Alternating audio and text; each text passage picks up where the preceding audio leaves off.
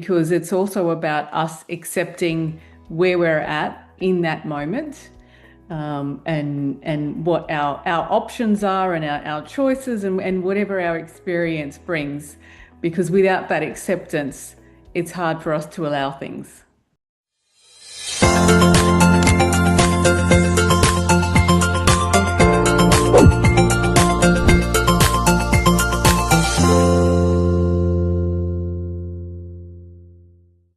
We welcome Rosemary. Hi, Rosemary.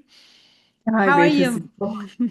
Yeah, I'm good. It's lovely to be here, and it's so great that we're on opposite ends of the world at completely different times and have this opportunity. And to learn from each other greatly. So, Rosemary, I usually ask as a first question, the first question, when you hear the expression allow yourself, what comes to mind? Well, the first thing that comes to mind for me is acceptance, because it's also about us accepting where we're at in that moment, and what our options are and our choices and whatever our experience brings. Because without that acceptance, it's hard for us to allow things. Yes, that's true. If we don't ask, but it's hard to get to acceptance too. So, how is the path for us to go to allow ourselves to accept who we are in this at this time? Because we always want, we have our imaginative and fantastic self that we want to be, what should be, what I should be doing, what I should be right now. So, how do we get to that self-awareness of acceptance? Well, I think part of it is following our natural flow and how we feel in our body. And the example that I will give is that, as you mentioned in the introduction, that I'm a family mediator. That At the moment, I'm a carer. And it wasn't until I accepted the fact that I was a carer, um, that things flowed a little bit better. And what I mean by that is when people ask me what I did, I stopped saying I'm a family mediator and I started saying a carer. And it's only a very subtle, nuance there, but it just felt so different. And there was a relief, because even when I would say to people I'm a family mediator, it was like, well, that was my past life, because at the moment I'm not really doing much of that. And maybe there was also a bit of resentment because I didn't have that, or I couldn't do that, or I wanted to. And then I also felt a bit fake because it wasn't who I was. And so that was actually one of the starting points that led me to then write a book on being a carer and my experience, because I noticed how important this acceptance was. And it's not just for being a carer, that was just my experience and how it showed up. Family mediator, it sounds like you're right. It has a heavy feeling of like mediating fights or conflict, right? And what did you mean by before by family mediator, and what do you mean by carer? What's the Yeah. meaning you give to that word? Yeah. And so I guess for me, being a family mediator was my ideal job. It's the role that I aspired for. And I studied and I tried to get experience and get in it. And it was a bit of a journey in itself. And it was the first time I felt at ease and I was in a role that I was actually good at. And it highlighted my strengths rather than my weaknesses. So there's a lot of my identity attached to that. And my role was to be that independent third party who would sit down with separating parents to help them renegotiate what their roles and responsibilities are with each other now that they had separated. And it is about being in conflict, in other people's conflict on a daily basis. And I guess I felt that my characteristics and my nature really helped me in that role. But then when I became a carer for both my elderly parents and spend most of my days, assisting them, then the conflict became about me and how I saw myself and my roles and my identity. And as a carer, how do you see it? as a Well, carer? Is you're mediating, right? Is you're doing the same thing now, but with another name? Is that what you're doing, or what are you doing no, now? no, now I'm just supporting my parents in their old age and being with them and helping them and trying to keep them as comfortable and supported and safe at home. Okay, so that's your new role now. It's to be a carer. You mean it's taking care of the elderly, right? Of your parents. And it's Yes. and that role is so needed today because the population gets older and older, so there are younger and younger uh, sons and daughters that have to take care of their parents, and sometimes it gets to a lot of conflict between the siblings and to take care of the parents. So, um, how do you help people get Well, I guess, to? Yeah. yeah. I mean, at the moment, uh, my my life revolves around the needs and the needs and the care of what my parents need as a first priority. And I do have three brothers who are also, involved as much as I can, and it does take a lot of coordination and communication. And sometimes it's better, and sometimes, it could be improved because, there are long days, and it's not like, my parents are going to improve. It's always going to get a little bit harder and a little bit harder. So part of that again goes back to acceptance of what I can do, acceptance of what my brothers can do, acceptance of what the support workers and carers who come in can do, and acceptance of what needs to be changed, or what could be changed, or what's not working and what is working. So the book you're writing now, it's about um, helping carers to deal Yeah. with the situation and how to Yeah. improve the relationship with the parents and the caretakers and the it's like a mediator, really. Well, it's really about supporting, providing a tool for emotional support for carers. Because I noticed in my role with my parents that if um, if I was stressed and showed that in the way that I communicated with them, then they would also be stressed. And I saw that when other carers came in and support workers came in to help them, that their language, the language that they use and their approach also had a big impact. And because in my work as a mediator, I was working in an organization that uses a strength-based approach. And so what a strengths-based approach means is that it's more about looking at the overall strengths of that individual, what they can do rather than what they can't do. And that was the main topic of my first book, It's Not You, It's Me, A Chronic Overthinker's Guide to Self-Reflection, and in the first book, I looked at the ways that people managed adversity.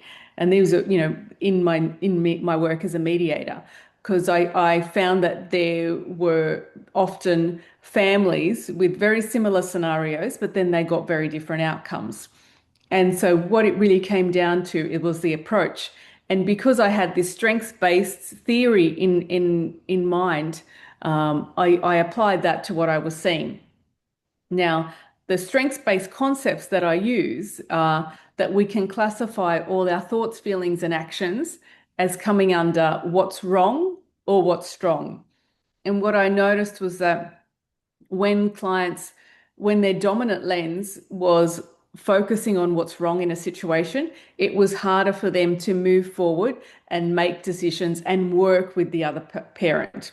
Whereas when it was going down the path of what's strong, it was easier to make decisions about the future and a much smoother resolution process. And they were able to not only overcome but even achieve. And so applying this what's wrong and what's strong lens to my role as a carer, I could see that when I focused on what was wrong in the situation, then things could escalate and there was a lack of cooperation because the focus was always on the deficit. And I noticed even with workers coming in who had a similar approach, and then they might upset my parents. And so I thought, hold on a minute. I wrote a book about this.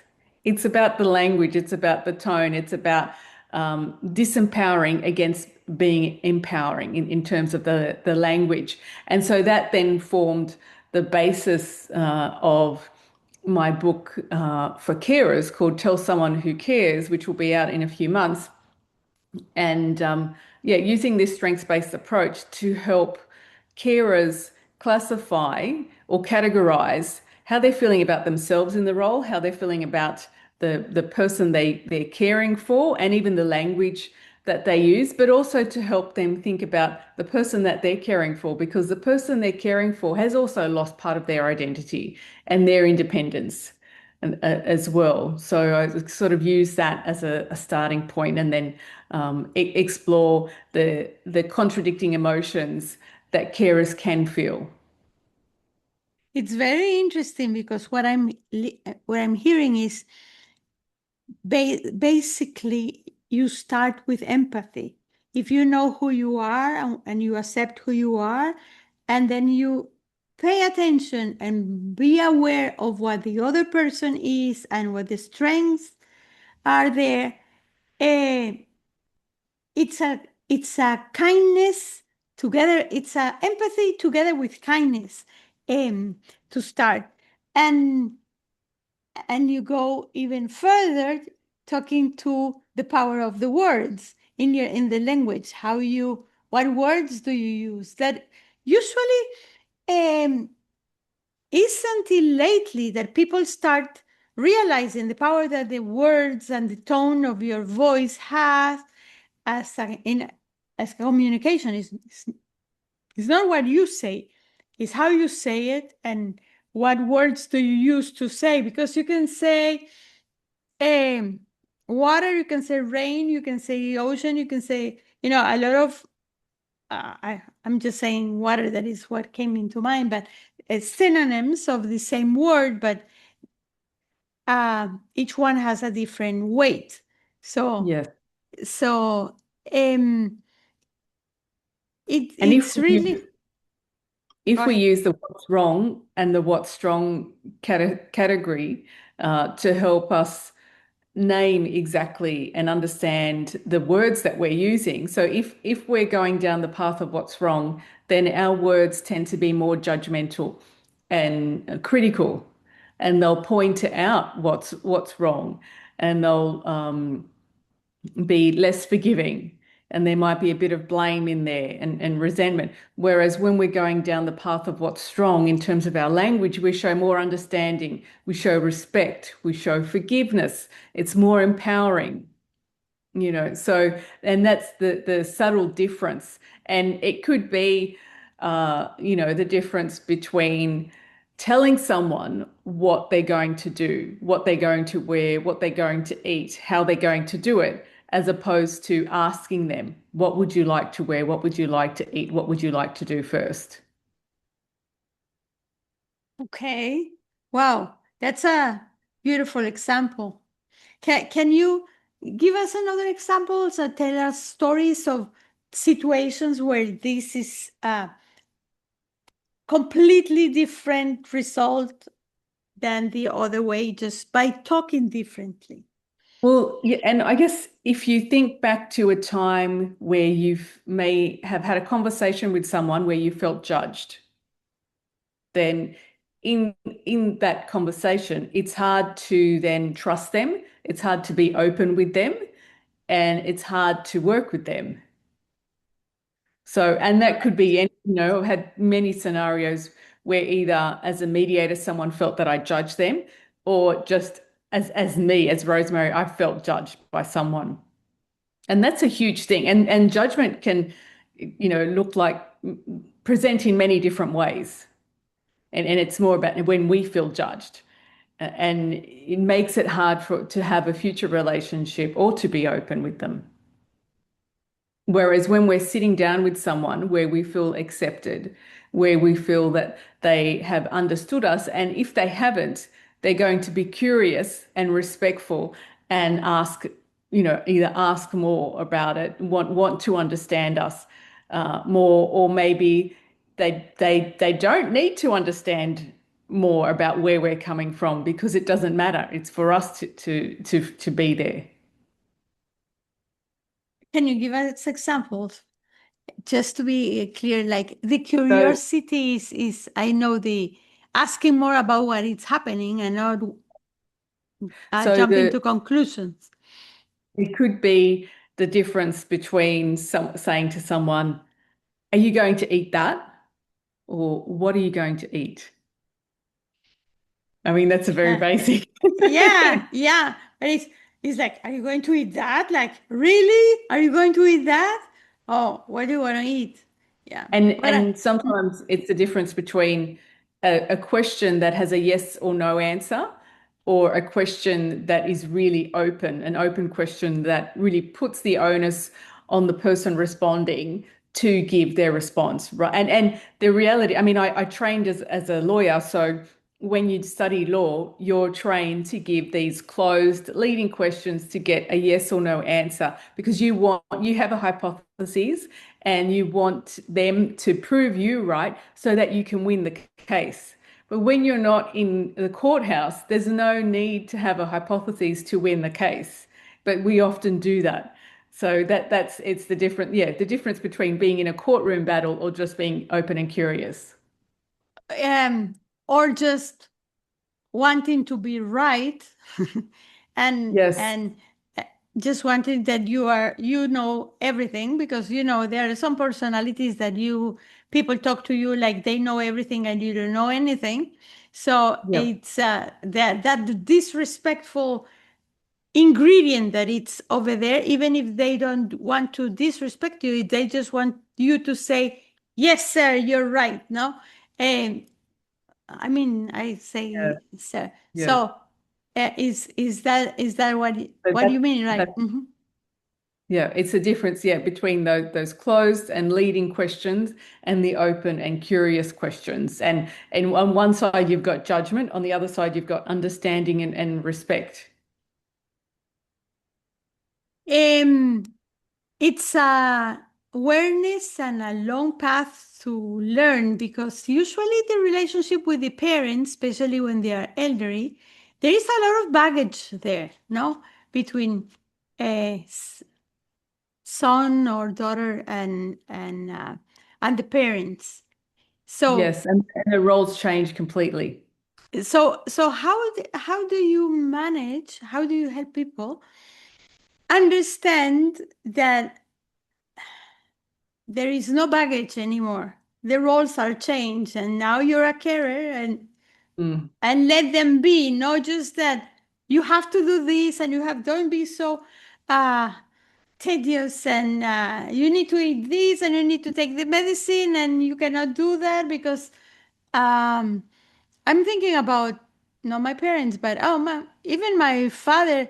He was a little bit stubborn, and it's like it's my way, and he really laugh about what we really had to say. But I have, yes, a sister that used to tell orders, no, not just suggestions.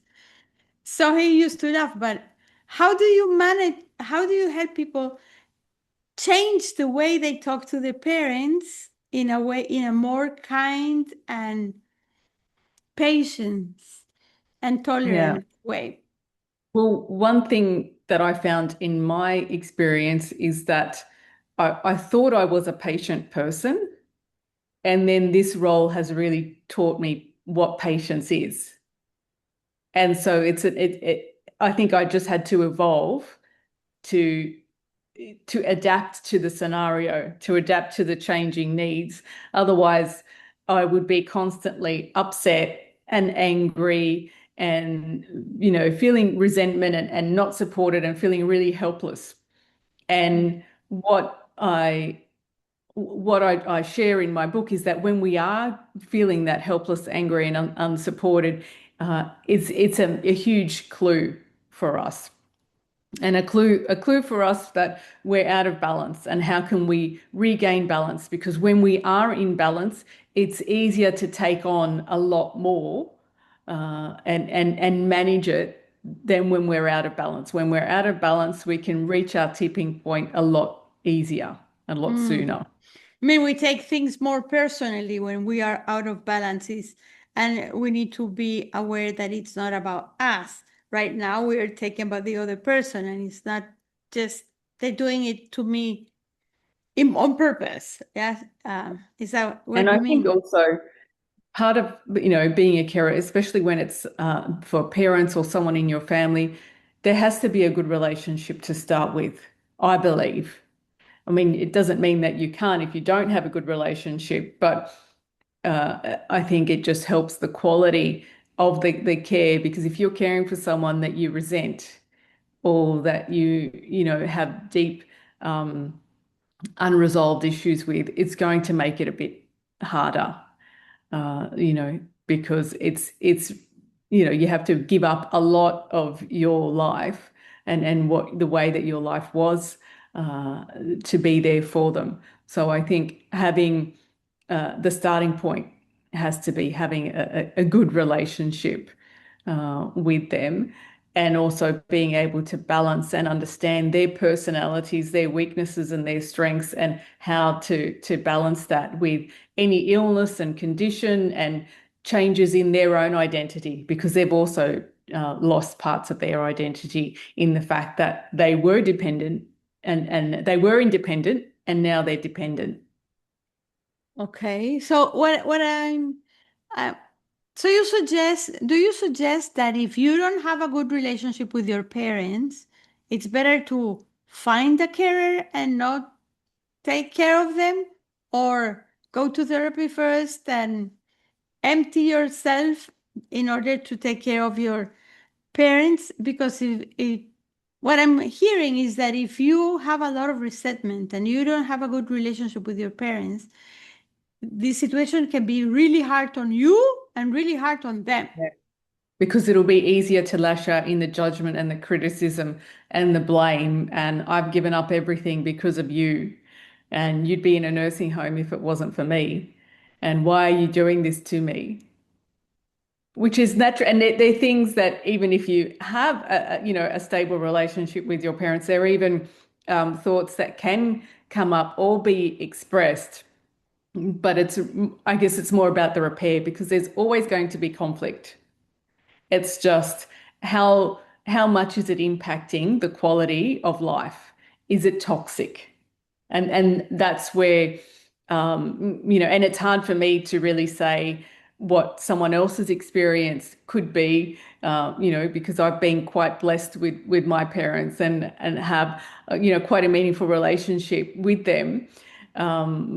But I know that if that wasn't the baseline, things would be different, and I might still be doing it, but it just might be a heavier space. And how do you introduce curiosity in the relationship with your parents? Because most of us don't know a lot about our parents, about their youth, about how they met, what they were doing before. So, how do you teach, or do you suggest how to get curious with your parents? Well, I think it goes back to the use of language and the way that you use your language. Being more open and non-judgmental, and of course, being in a family environment, sometimes that doesn't always come out naturally like that. I mean, Yeah. I can do it in the office when I was, working as a mediator, but sometimes in family dynamics, it's not that it doesn't always work, but it's more about how do I feel? How do they feel? What is the response? What is the outcome? And you'll see trends in when I approach the situation using this language and take this side or this approach, things don't really go as smoothly as I had planned or hoped. So let's try another approach. That one, and it's not necessarily a bad approach, it's just not the right one. And so again, I go back to the idea of patience. It's taught me a lot of patience to, try this approach. If that doesn't work, okay, what's the next step that I could try? And also knowing that I can't do everything. And that's why, even, with my scenario, I've got three brothers and, at least 7 or 8 other carers who come and go during the day. It's not a one person job. I mean, I know a lot of people do it on their own. But yeah, the more outside help, the better. Very, very interesting and very new for me too. So I'm the youngest of five, so I didn't take care of my parents. I thought completely different. So my other siblings took care of my parents. I was the one who made them laugh. So that was my role in the family. Uh, And for so, the and that, I mean, laughter is medicine. for the jokes and saying absurd things. So um, it's each one has its role at the end of the day, Yes. and each one Yeah. and I go back to the strong. What are the strengths of each one, or what can each one has a better relationship with the doctors, the other it's better going Yes. to the supermarket, and so to divide and cooperate. Um, when you were talking at the beginning, I said the word mediator, but really I was thinking more about coordinator, right? Mhm. That it's Yeah. like it's more like a coordinator, like Yeah. Yeah, that's definitely the carer does a lot of coordinating. Yeah. and when you have the kindness involved and you have the love and the pay that it's coming with the patience, because usually you can have a lot of love but you don't have patience, so it Yeah. kind of destroy it. The feeling, the feeling of being accepted, being taking taking care. Um, so But I think the role is quite up and down. So you can be in complete sort of devotion mode, but also feel resentment at the same time, and be grateful that, they're still around, that they're okay and they're surviving, but also grieving the fact of that they've changed so much, my life's changed so much. There's so many contradicting emotions that can fall under what's wrong and what's strong, and they happen on a daily basis. And particularly even like feeling guilt or feeling feeling love for them, but also feeling trapped. And so what my goal in my next book is to help carers name all these contradicting emotions that come up and use them more as clues to where they are in terms of their balance and how to regain balance. And then also to give a little bit of insight into the perspective of the person they're caring for, because they've also got their own contradictions and their own losses from their perspective. and your recommendation is to acknowledge the wrong but focus on the strong. Is that Yes. is that the And, approach? and yes, and I guess sometimes our default is to focus on the path of what's wrong because that's what we might have been taught. That's what feels safe for us. That's our default.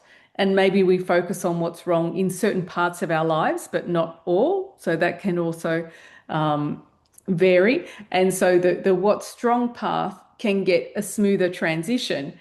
But there's also value in learning from the times we went down the path of what's wrong, because that's how we gain awareness by learning.